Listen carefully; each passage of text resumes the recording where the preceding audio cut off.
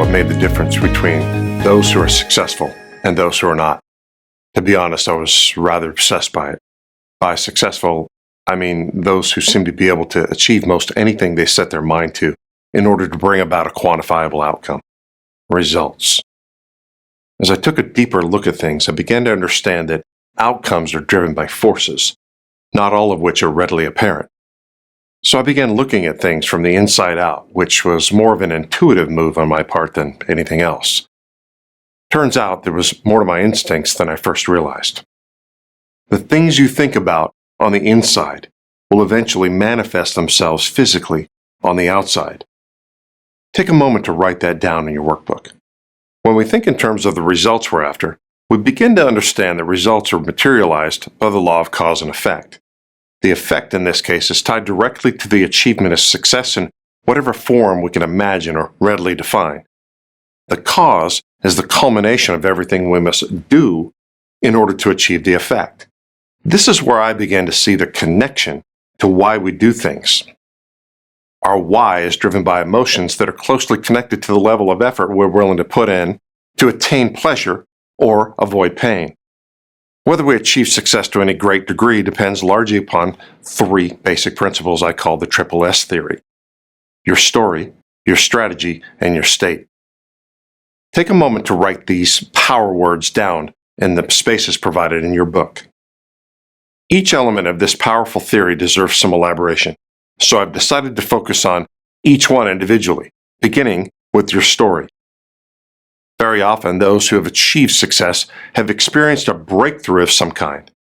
When we hear this, it resonates because it seems to be exactly what we're looking for: a breakthrough that'll lead us to the holy grail of success.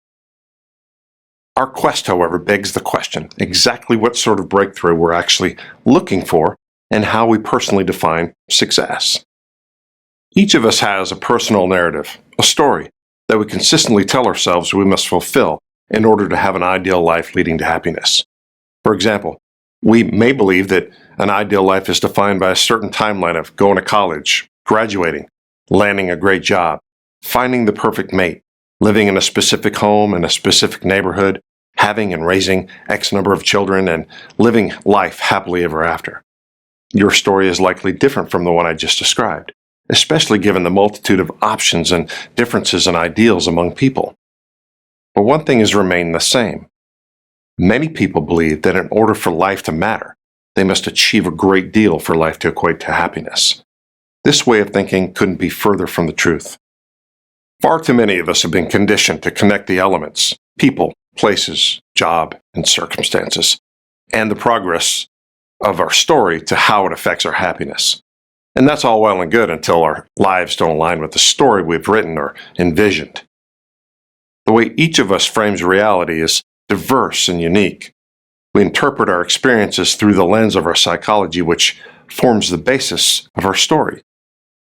Everything matters, from the history of our experiences to our gender, orientation, and cultural differences. We form attitudes, opinions, and hopes that shape what we consider to be realistic, morally acceptable, and noteworthy. We predicate our goals and ideals upon these elements subconsciously and then systematically use them to write our story. I want you to think about a time or circumstances where you were absolutely happy, joyous, or thrilled with life. Chances are it was because your circumstances met or exceeded the story narrative you have associated with that aspect of your life. Now think of a time or circumstance where you were absolutely miserable. Can you guess why you were miserable? When your external conditions don't match the internal story you've written or programmed for your life, you will have pain and unhappiness. When this occurs, there are three choices you can make. You can blame something or someone, you can change your story, or change your life. If we're totally honest with ourselves, blaming something or someone does absolutely nothing for us. So if you find yourself doing this, stop it at once. There's no personal or growth potential or benefit whatsoever with this mindset. On the contrary, changing your story or changing your life makes sense when you consider that you may, in fact, be unable or unwilling to meet the ideal of what you've adopted as the narrative you've written for your life. If this is the case, then perhaps it's time to change your story. There's no shame in taking this approach because happiness is personally defined by a congruence with your story. Changing your story realigns things to match your life. This approach simply requires you to redefine your happiness within the framework of your current narrative. On the other hand, if you know there are areas of your life that you have the power and willingness to change in order to meet the narrative of your story, then you should do precisely that. Change your life. Changing your life to meet the narrative of your story requires courage, conviction, personal fortitude. But I'm here to tell you, it can be accomplished. Changing your life will empower you to reshape the conditions and circumstances that begin to meet your story. As the experiences of your life lead you toward the narrative of your story, your ideal of success will naturally be attracted to you. One alternative to consider that a lot of successful people take is to change some of your story and some of your life to find the happiness and contentment you seek. This hybrid approach is often referred to as an adjustment. An adjustment is something that you make as you grow into the knowledge and wisdom in your pursuit of success and happiness. For example, let's say you've always seen yourself serving as a physician in the field of pediatric medicine. But for reasons and circumstances beyond your control, your ability to become a pediatrician is no longer likely possible. You can 1. Blame something or someone. 2. Change your story. 3. Change your life. Or you can change some of your story and some of your life by realigning your goals. Perhaps you have enough education to become a chiropractor, nurse practitioner, physician's assistant, or nursing professional specializing in pediatrics. Maybe you can do something completely different and still have an impact on pediatrics in some manner by changing your life and changing your story. No doubt there are countless examples we can come up with that exemplify this hybrid approach. Just know there is always a way to find congruence with your story. Part 2 of the Triple S theory is centered on strategy.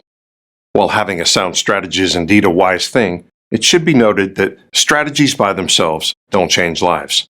Implementation does. Most people don't implement effectively or at all because their story narrative doesn't support the actions it takes to achieve their goals. This is why your story is so important. The way you think, the beliefs you have, and everything you do is based on the story you've programmed into your subconscious. In other words, your thoughts, beliefs, and actions are based on the story you live your life by. I'm sure you've heard of some of the more common story narratives before. I've tried everything and it just won't work. That only happens in the movies. You have to have money to make money. I just don't have time for. You'd be wise to divorce yourself from these story narratives at once. Instead, find someone who has achieved what you wish to achieve and change your story. Find out what they believe and then adopt a similar mindset and move out with a similar course of action. I think you'll find that it's refreshingly different from what you may have been led to believe in the past. What about you? What's your story? Does your story support the life you're leading? If so, great. If not, why not? If change is needed, what are some of the ways you can change things? Take a moment to write your personal story in the space provided in your workbook. This exercise isn't meant to be an arduous task. As you write your story, think in terms of single life statements that describe your predominant thoughts, beliefs, and actions. Are you optimistic, outgoing, and trusting?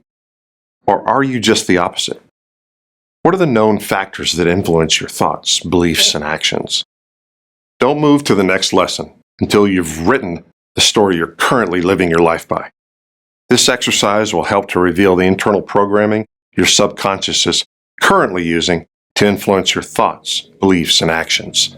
Remember, you cannot change what you cannot see.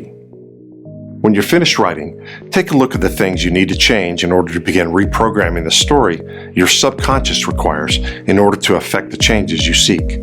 Then, rewrite a new story that describes an ideal life you know you can achieve. Once you've rewritten your personal story, move on to the next lesson where I'll show you how an effective strategy can build upon the story narrative you consciously choose to live your best life by.